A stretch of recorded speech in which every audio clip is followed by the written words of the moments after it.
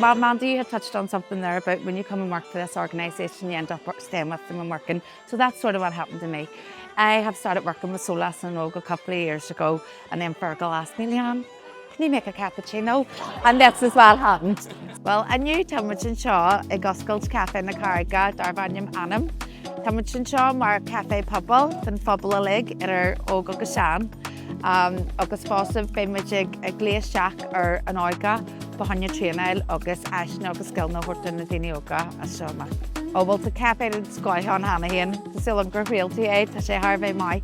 Tá café an latte, Gach te a café bí eile, te, be sconacha, trébeach, agus támuid gálas deannaí sin mar hús. An sin be méid muideach tógáilir sin, ag deannaí ruí níos móda páistí boga, milkshakes agus ruí mar sin, ruí it samach íon.